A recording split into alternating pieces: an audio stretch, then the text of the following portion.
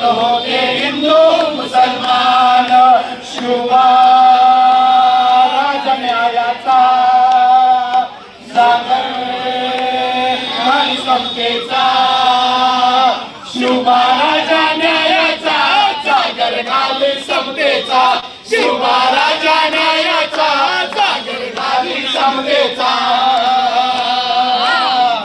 काळ्या राणी तळपत होत तिच्या रूपाचं ऊन, काळ्या राणी तळपत होत तिच्या रूपाचं ऊन, अशी देखणी होती एका मुसलमानाची सून, अशी देखणी होती एका मुसलमानाची सून, अशी देखणी होती एका सुभेदाराची सून, अशी देखणी होती एका सुभेदाराची सून.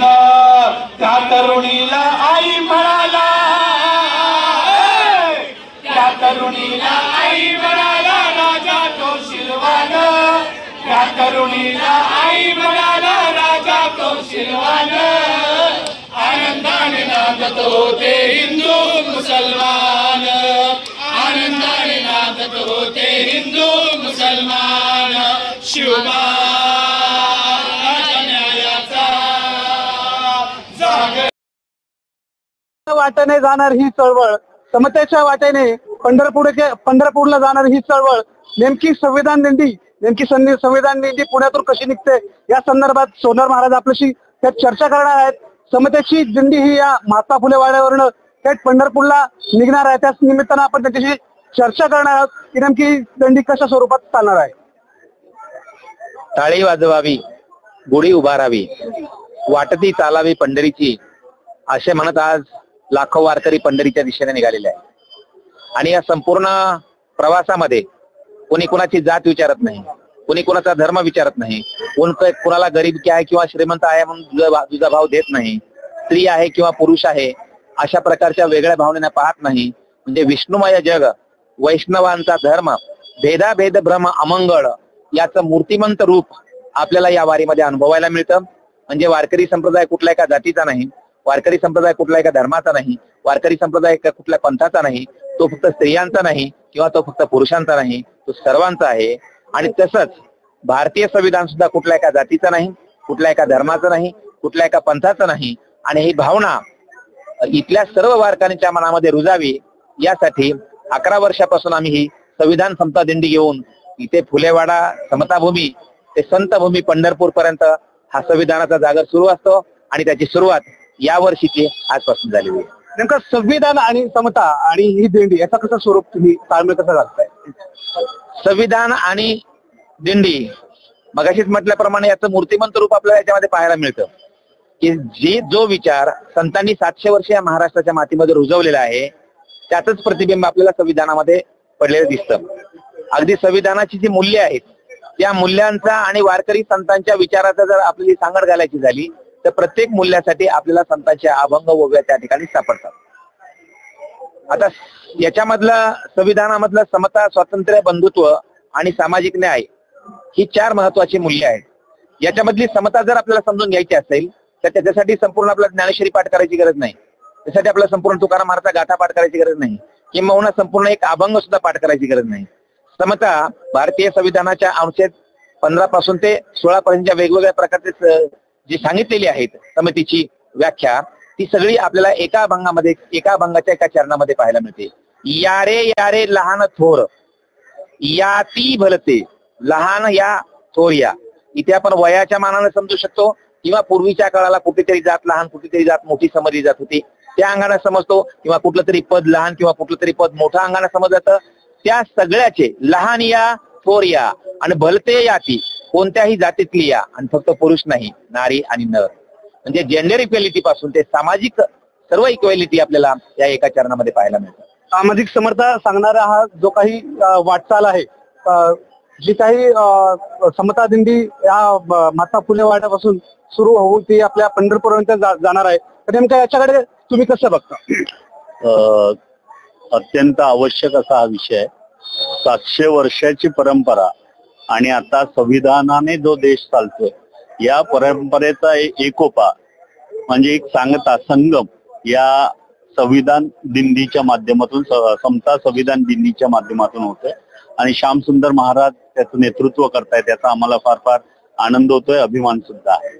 कारण काही बाहेरून काही आलेलं नाही. बाबासाहेबांनी जसं म्हटलं की मी बाहेरून काही घेतलेलं नाही, तर मी या भूमीतूनच हे सगळं घेतलेलं आहे.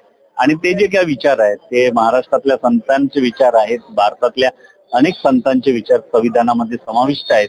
त्याचा प्रचार या निमित्ताने होतोय, याचा एक वेगळा आनंद या निमित्ताने. समतेचा विचार सांगत असताना या ठिकाणी आपल्यासोबत काही तरुणी देखील आहेत, नेमकं ते कसं याकडे बघतायत?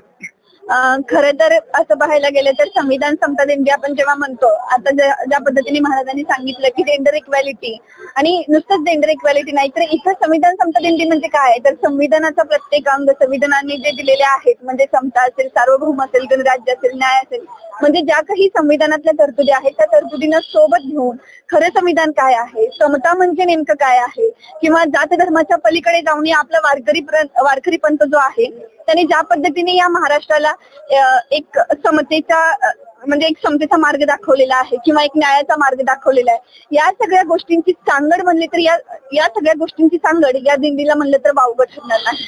आणि माझ्यासाठी अशा पद्धतीच्या दिंडी निघणं म्हणजे फक्त माझ्यासाठीच नाही, ऍज अ गर्ल म्हणून, ऍज अ वुमेन म्हणून, नाही तर एक माणूस म्हणून ही संविधान समता दिंडी निघणं आणि इथून झालेला म्हणजे समता भूमीपासून सुरू झालेला प्रवास ते पंढरपूर पर्यंत जाणार आहे.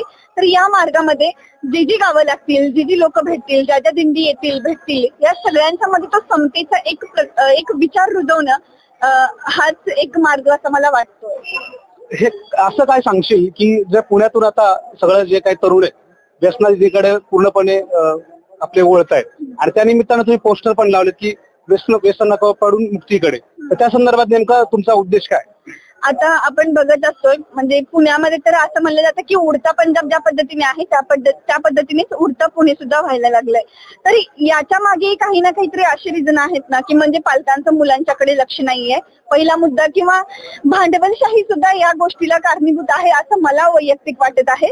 बाकीच्यांची जी मते असतील ते मला माहिती नाही, बट माझं वैयक्तिक मत असं आहे की भांडवलशाही कुठे या ड्रग्ज वगैरे या सगळ्या गोष्टींसाठी किंवा तरुणाई जी व्यसनाधीनतेकडे वळत आहे यासाठी हे एक मोठं कारण आहे. आणि या सगळ्या गोष्टींसाठी म्हणजे तरुणाईने व्यसनाधीनकडे वळणं, ड्रग्सच्या आहारी जाणं किंवा मग दारू, व्यसन वगैरे वेगवेगळ्या प्रकारची व्यसनं करणं आणि स्वतःचं आयुष्य संपवून घेणं, स्वतःला कुठेतरी धोक्यात घालणं, या सगळ्या गोष्टी म्हणजे एक घरापासून आलेला संस्कार असतो किंवा बाहेर तुम्ही समाजात वावरताना जो काही संस्कार असतो हे कुठेतरी खूप जास्त मॅटर करतं. आणि जर या गोष्टीला समता संविधान दिंडीसोबत जर रिलेट करायचं म्हणलं तर असं आहे ना की आपले पालक आज जागरूक असणं गरजेचं आहे. आणि जागरूक असताना त्या सगळ्यांनी म्हणजे काय आपल्या संतांचा जो काही होतं म्हणजे आपण आज संतांचे विचार मांडत असतो प्रत्यक्ष पद्धतीने अप्रत्यक्ष पद्धतीने, तर आधी संतांनी गाडगे महाराज जे आहेत ते ज्या पद्धतीने म्हणजे झाडू घेऊन जात होते आणि झाडू घेऊन जात असताना ते फक्त त्या परिसराची नाही तर अवघ्या समाजाची ते सफाई करत होते. आणि सफाई करत असताना ते सांगायचे की लेकरांना तुम्ही दारू पिऊ नका, तुम्ही शिक्षणाला महत्व द्या, तुम्ही व्यसन कोणत्याही पद्धतीचं करू नका. ज्या पद्धतीने संत गाडगे महाराजांनी सांगितलं त्याच पद्धतीने इतरही संतांनी सांगितलेलं आहे की व्यसनापासून लांब राहा, कारण व्यसन हा माणसाच्या आयुष्याला लागलेली कीड आहे आणि ती कीड एवढ्या हळूहळू किंवा एवढी खाऊन टाकते की माणसाला पूर्ण पोकळ बनवून टाकते. खरं तर बघितलं गेलं तर आपण पुण्यातून जे काही जी संस्कृती आता लोप पावत चाललेली आहे त्या माध्यमातूनच आज जे काही तरुणांनाही या दिंडीमध्ये सहभागी व्हावं असं वाटतंय. आणि नुसतं सहभाग होऊन न चालता एक उद्देश घेऊन ही पंढरपूरला ही सगळी जी काही मंडळी आहे ती चालताना आपल्याला दिसत आहेत. तर या माध्यमातून समतेचा विचार नेमका आपल्याला कसा पोहोचवायचा या निमित्तानं आपल्याला यांच्याकडनं पाहायला मिळते. नेमकं यापुढेही अशीच पुण्यामध्ये जी काही जनजागृती आहे ती करत राहणार याबद्दल या तरुणांकडनं आपल्याला बोललं जात आहे. मॅक्स महाराष्ट्र, विजय रणदिवे, पुणे.